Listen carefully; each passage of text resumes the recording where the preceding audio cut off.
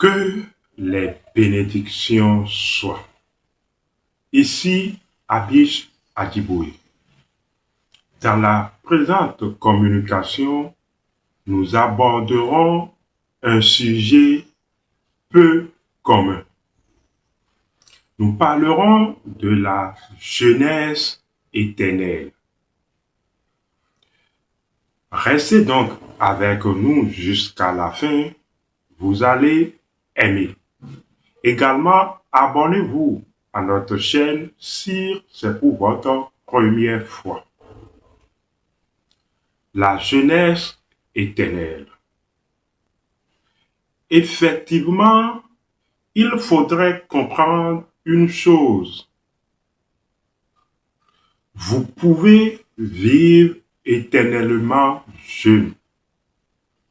La jeunesse éternelle, c'est également l'histoire de l'enfant qui refuse de grandir. Dans les contes, mythes et légendes, on l'appelle Peter Pan. Cet enfant qui refuse de quitter l'enfance. Mais en réalité, quand nous parlons de l'enfance, cela nous retourne à un symbole qui n'est rien d'autre que l'innocence. Notre innocence. Cette nature qui nous permet de nous connecter à tout. Ce qui signifie que s'il y a une chose qui traverse les âges de l'évolution de l'espèce humaine, de toute espèce d'ailleurs, et de l'espèce humaine en particulier, c'est l'innocence.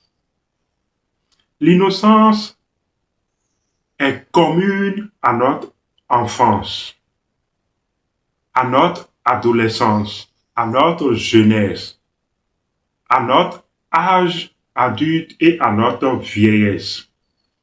Ça veut dire que l'innocence regroupe tous ces états. Et par l'innocence, nous pouvons expérimenter ces états et demeurer dans un état choisi par jeu de conscience. En fait, s'il y a une chose que nous ne perdons jamais et que nous devons continuellement reconquérir, c'est notre innocence. Donc, quand nous parlons de la jeunesse éternelle et ou de l'enfant qui refuse de grandir, cela nous retourne à notre innocence, à la conquête et au maintien de notre innocence. Comment faut-il concrètement comprendre la chose? Nous allons retourner dans la mythologie égyptienne. Dans cette mythologie, il y a une image qui parle grandement de la chose. Il y a une image, en fait, que les gens ne comprennent peut-être pas profondément. Voyez, il s'agit de cette image. Vous voyez cette image. Cette image, c'est l'image de la déesse Isis ou de la divinité Isis allaitant donner du lait de ses seins, de son sein à son enfant Horus.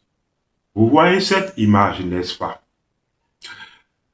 La déesse Isis est connue dans toutes les cultures et dans toutes les traditions du monde.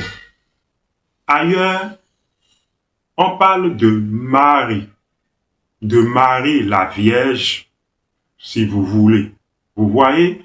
Donc, que nous parlons de Marie, la Vierge, de Isis, il s'agit de la représentation de la mère nature, de la nature, sous différents aspects.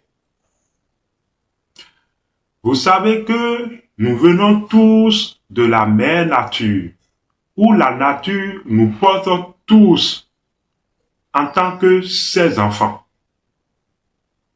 Mais que représente alors la nature allaitant son enfant ou Isis, donnant du lait de son sein à son enfant Horus? Mais justement, dans cette image se cache le mystère de la jeunesse ou de l'enfance éternelle. La nature a un aspect révélé. C'est l'aspect que nous côtoyons, palpable, extériorisé de la nature, que nous connaissons de la nature. Mais la nature a également un aspect secret. L'aspect secret, non révélé de la nature, on l'appelle l'aspect vierge. Il s'agit de la virginité de la nature. C'est d'ailleurs ce pourquoi la femme peut reconquérir sa virginité. C'est cet aspect où les choses conservent leur pureté, les choses conservent leur innocence. Cet aspect de la virginité de la nature, où les choses sont toujours pures, les choses sont toujours innocentes, cet aspect nous renvoie au lait maternel. Vous savez, quand l'enfant recherche tout le temps le lait maternel, quand l'enfant sort du ventre, du sein de la nature, donc du sein de Marie ou du sein de Isis, l'enfant cherche tout le temps à se reconnecter à la nature en redemandant tout le temps le lait maternel. Ce qui permet de nous reconnecter tous à notre nature profonde, c'est l'innocence. Donc le fait de rechercher le lait maternel, c'est également la recherche de l'innocence, qui est la connexion à notre mère, à nos mamans, à notre mère nature, à Marie, mère de Jésus, vous voyez, qui n'est qu'une copie de l'histoire de la mère Isis, qui allaite son enfant Horus. Le fait d'allaiter que Isis, comme sur cette image, que Isis allaite son enfant Horus du lait de ses seins, c'est la recherche de la reconnexion, de l'innocence. C'est ce que j'expliquais tout à l'heure. Notre innocence traverse tous les états de l'évolution de l'espèce humaine, que ça soit l'enfance, que ça soit l'adolescence, que ça soit la jeunesse, l'adulte, la vieillesse. C'est l'innocence qui est la connexion entre tous ces états. Ça veut dire que si vous demeurez innocent, malgré que votre corps physique prend de l'âge, vous serez éternellement enfant. Vous serez éternellement jeune. Eh bien, c'est donc cette histoire de l'enfant qui refuse de grandir. Chez les Britanniques, ou dans cette histoire mythologique, on parle de Peter Pan, cet enfant qui refuse de quitter l'enfance, symbole de l'innocence. Parce que si vous demeurez dans l'innocence, vous serez, quoi que vous fassiez, éternellement jeune. Donc, nous retrouvons là une image très importante, l'image de Isis.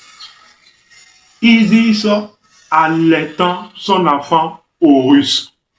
Isis reconnaissant au rusque à sa nature d'innocence par le lait de ses seins. Ô femme,